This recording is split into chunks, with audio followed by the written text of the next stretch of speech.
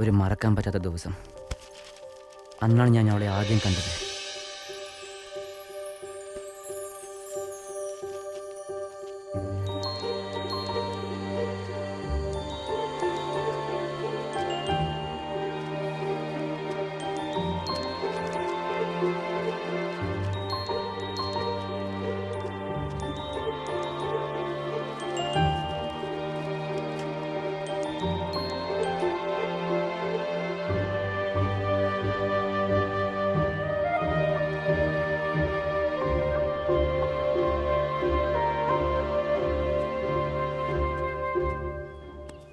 ഇതെങ്ങാനും എന്റെ അച്ഛൻ കണ്ടാലേ എന്റെ ജീവിതം പോക്കാ. നിന്റെ കൂടെ നിൽക്കുന്നതിന് പകരം ഞാൻ ഒരു തള്ളുവണ്ടി നടത്തേനെ.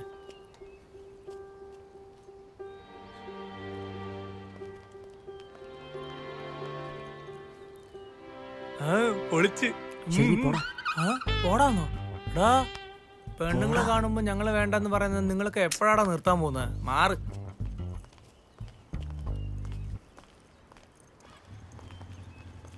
ഹലോ, നിങ്ങളോടൊന്ന് സംസാരിക്കണം. സാരമില്ല, നീ പോയിക്കോ. എന്താ? അല്ല, പേടിക്കൊന്നും വേണ്ട. ലവ് ലെറ്റർ ഒന്നും അല്ല. രാവിലെ നിങ്ങളെ ഇടിച്ചപ്പോൾ ഈ പേപ്പർ മിസ് ചെയ്തിട്ട് പോയി. അതാണ് ഇത് കൊടുത്തിട്ട് സോറി പറഞ്ഞിട്ട് പോകാൻ വന്നതാണ്. ഇല്ല, സാരമില്ല, അറിയാതെ പറ്റിയതല്ലേ, സാരമില്ല. പിന്നെ തെറ്റിദ്ധരിക്കരുത്. നിങ്ങളുടെ സ്റ്റോറി ഞാൻ പഠിച്ചു. ഒരു ചെറിയ പോർഷൻ മാത്രമേ പഠിക്കാൻ പറ്റില്ലൂ. പക്ഷെ നല്ല യഥാർത്ഥമായിരുന്നു. ഒരു ചെറിയ കുട്ടി തന്നെക്കാളും വയസ്സുള്ള ആളെ അവനറിയാതെ ഇഷ്ടപ്പെടുന്നത്, പറയാതെ പ്രേമത്തിന്റെ സൗന്ദര്യം, വേദന, പേടി, ഇതെല്ലാം ഞാൻ പഠിച്ച രണ്ടേ ഭാഗത്ത് വിശ്വസിക്കാനേ പറ്റുന്നില്ല. അവളുടെ ഒരു ഇന്നസെന്റ് ഇല്ല, അത് വളരെ മനോഹരമായിരുന്നു. ഒരു പാർട്ട് വായിച്ചിട്ട് അവൾ ഇന്നസെന്റ് ആണെന്ന് തീരുമാനിക്കണ്ട. എത്രയും പെട്ടെന്ന് ഫുൾ സ്റ്റോറി പബ്ലിഷ് ആവും. അത് വായിച്ചിട്ട് പറയും. തീർച്ചയായും. ആ രണ്ട് ഭാഗത്തിന്റെ ആഘാതം എന്നെ ഇനിയും വിട്ടുപോയിട്ടില്ല. നിങ്ങളുടെ റൈറ്റിംഗിൽ എന്തോ ഒരു സീക്രട്ട് ഉണ്ട്. നിങ്ങൾ ഒരുപാട് ബുക്സ് പഠിക്കുമോ? ചിരിക്കലീന്നേ, സീരിയസ് ആയിട്ടാ ചോദിക്കുന്നേ. അങ്ങനെ എന്തെങ്കിലും ഉണ്ടെങ്കിൽ പറയൂ. പറയാം, പക്ഷെ ഒരു കണ്ടീഷൻ. പറയൂ. ആ ബസ് സ്റ്റോപ്പ് വരെ എന്റെ കൂടെ ഒന്ന് വരുമോ? അല്ല, എനിക്ക് പട്ടിനെച്ച പേടിയാ. അതുകൊണ്ട് അവളുടെ കൂടെ വന്ന് നിങ്ങൾ അവളെ പറഞ്ഞു വിട്ടു. എന്താണെന്നേ, ഇതൊക്കെ എൻ്റെ ഒരു കടമയല്ലേ. വരൂ. ഒരുപാട് ബുക്സ് വായിക്കുമെന്നല്ലേ ചോദിച്ചേ? ഞാൻ ഇതുവരെ ഒരു ബുക്ക് പോലും വായിച്ചിട്ടില്ല, എന്റെ അക്കാഡമിക്സ് അല്ലാതെ. അല്ല, വെറുതെ പറയരുത് കേട്ടോ. ഞാൻ അത്രയ്ക്ക് എക്സ്പേർട്ട് അല്ലെങ്കിലും എനിക്ക് ബേസിക് റൈറ്റിംഗ് ഒക്കെ എനിക്കറിയാം. ഞാൻ സീരിയസ് ആയിട്ടാ പറയുന്നത്. പിന്നെ എങ്ങനെ എത്ര നാച്ചുറൽ ആയിട്ട്? ഇമാജിനേഷനാണ് ഒരു കഥയുടെ ഇൻട്രസ്റ്റിംഗ് പോയിന്റ്. എന്നാൽ സത്യം അതിന്റെ റിയാലിറ്റിയാ. ആ റിയാലിറ്റി എനിക്ക് ഒരുപാട് ഇഷ്ടമാണ്. നമ്മുടെ മനസ്സിൽ ഒരുപാട് ഭാവനകൾ തോന്നും, എന്നാൽ കണ്ണ് സത്യമേ പറയൂ. എന്നാൽ ആ സത്യത്തെ മാത്രമേ ഞാൻ വിശ്വസിക്കൂ. വെറുതെ ഒരു മുറിയിലിരുന്ന് ആലോചിച്ച് എഴുതിയാലേ അത് വെറും വാക്കുകൾ മാത്രമായിരിക്കും. ഒരു അന്വേഷണം വേണം. ആ അന്വേഷണമായിരിക്കും നമ്മുടെ കഥയുടെ സത്യം മാത്രമല്ല, ജീവനും. എനിവേ, എന്നെ ഇവിടം വരെ ഡ്രോപ്പ് ചെയ്തതിന് താങ്ക്സ്. അതൊന്നും സാരില്ല നീ. അതെ, പിന്നെ ഇനി എവിടെയെങ്കിലും നായ കണ്ട എന്നെ വിളിച്ചാൽ മതി.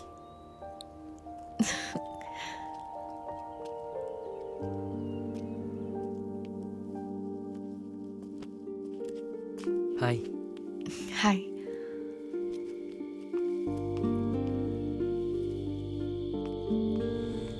ഹായ്. ഹായ്.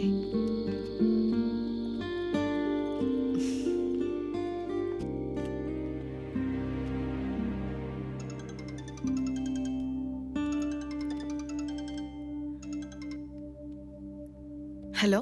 ഹായ്, ഇത് ഞാനാ, പ്രശാന്ത്. എന്താണ് ചെയ്യുന്നേ? പറയൂ പ്രശാന്ത്. ഇല്ല, വെറുതെ വിളിച്ചതാ. നിങ്ങൾ ഫ്രീ ആണോ? പുറത്തെവിടെയെങ്കിലും മീറ്റ് ചെയ്താലോ? ഇല്ല, ഞാനിപ്പോൾ ബുക്ക് പബ്ലിഷിംഗ് ജോലിയിലാ. ഓ ശരി, എന്നാൽ പബ്ലിഷ് ചെയ്തതും പറയണേ. Yeah sure. എനിക്ക് പോവാൻ സമയമായി. ബൈ. Take care. അതെ, ഒരു മിനിറ്റ്. നിങ്ങളടുത്ത് സംസാരിക്കണം. എങ്ങനെയാ പറയേണ്ടതെന്ന് അറിയില്ല, പക്ഷെ പറഞ്ഞില്ലെങ്കിൽ തലേനെ പിടിച്ചേക്കും. അതുകൊണ്ട് എങ്ങനെയെങ്കിലും പറഞ്ഞേക്കാൻ വന്നതാണ്. ഞാൻ നേരിട്ട് തന്നെ പറഞ്ഞേക്കാം. എനിക്ക് നിങ്ങളെ ഒരുപാട് ഇഷ്ടമാണ്.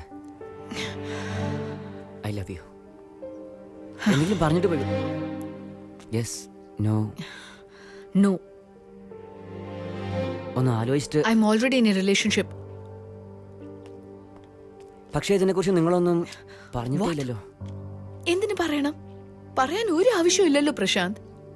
ഓ, ബൈ.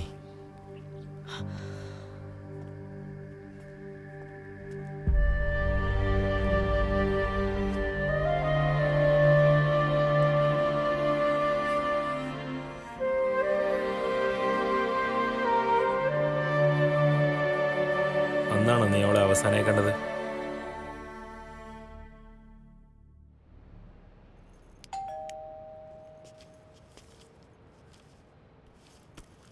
Courier madam.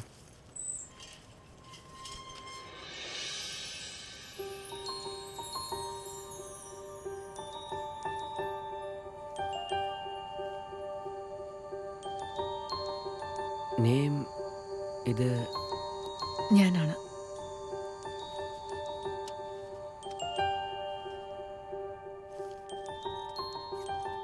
താങ്ക്സ്. എന്താണ് നെയിമെല്ലാം പുതിയതായിട്ട്? വെറുതെ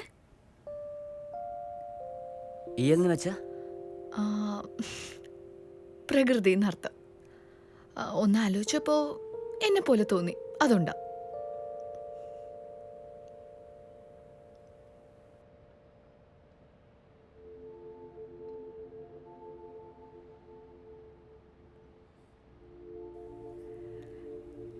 ഒരുപാട് ദിവസമായില്ലേ?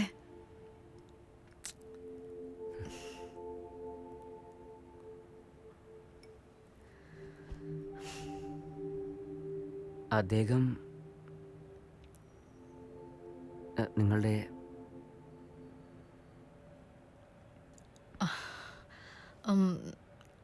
ആക്ച്വലി ഞാൻ നിൻ്റെ അടുത്തപ്പോൾ കള്ളവാ പറഞ്ഞത് പ്രശാന്ത്. ഞാൻ ഒരു റിലേഷൻഷിപ്പിലും ഇല്ല.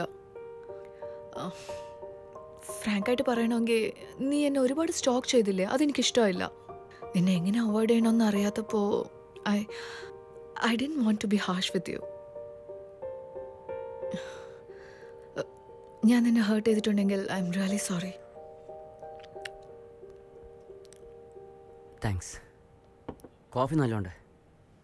ശരി, ഞാൻ പോവുകയാണ്. ഡെലിവറി കുറേ ഉണ്ട്.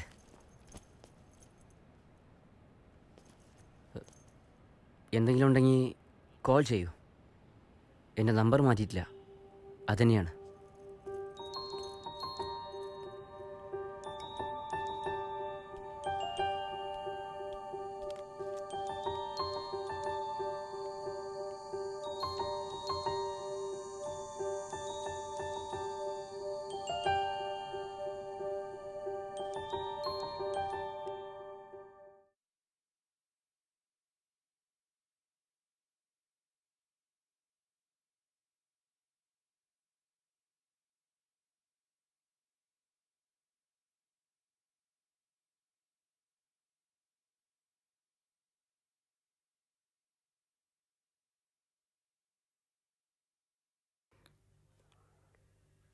അമ്മ, എനിക്ക് മതി. ഈ ഒരു ദോശ കഴിക്കും മോനെ. അമ്മേ, ഒരുപാട് കഴിച്ചു, മതിന്നേ.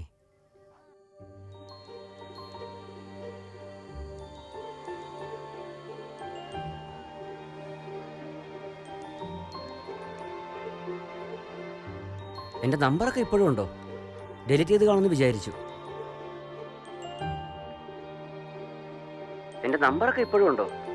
ഡിലീറ്റ് ചെയ്ത് കാണുമെന്ന് വിചാരിച്ചു.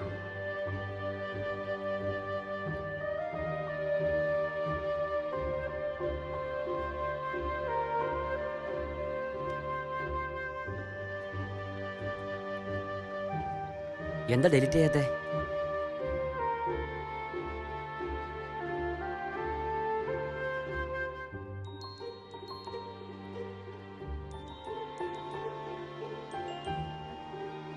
എൻ്റെ ഒരു ഭാഗം കണ്ടിട്ട് മാത്രം ഇന്നസെൻ്റ് എന്ന് വിചാരിക്കണ്ട.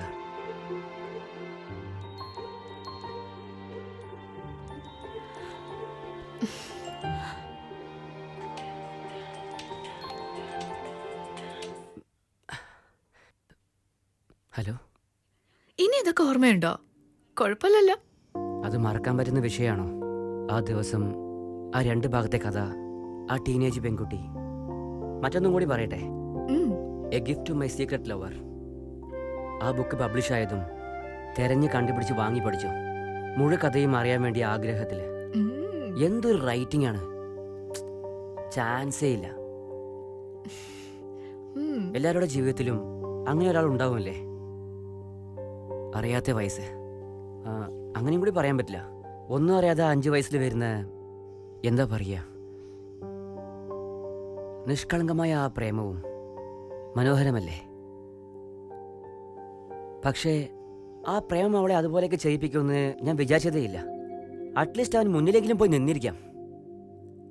അങ്ങനെ ഒരുത്തി ഉണ്ടായിരുന്നെന്ന വിവരം തന്നെ അവൻ അവസാനം വരെ അറിയാതെ പോയി. എനിക്ക് പഠിച്ചപ്പോൾ 2 ഡൗട്ട് ഉണ്ടായിരുന്നു. ചോദിക്കട്ടെ? ആ ആ കേട്ടോളൂ. അത്രയും കോസ്റ്റ്ലിയായി മൊബൈൽ വാങ്ങിക്കൊടുക്കാൻ അവൾക്ക് എവിടെ നിന്നാണ് കാശ്? അതിനർത്ഥം നിങ്ങൾ കഥ ശരിക്ക് വായിച്ചില്ല. ഒരുപാട് ചോദ്യങ്ങളുടെ ഉത്തരം നമ്മുടെ കണ്ണിന്റെ മുമ്പ് തന്നെ ഉണ്ടാവും. പക്ഷേ അതാണ് ഉത്തരമെന്ന് നമുക്കപ്പം മനസ്സിലാവില്ല.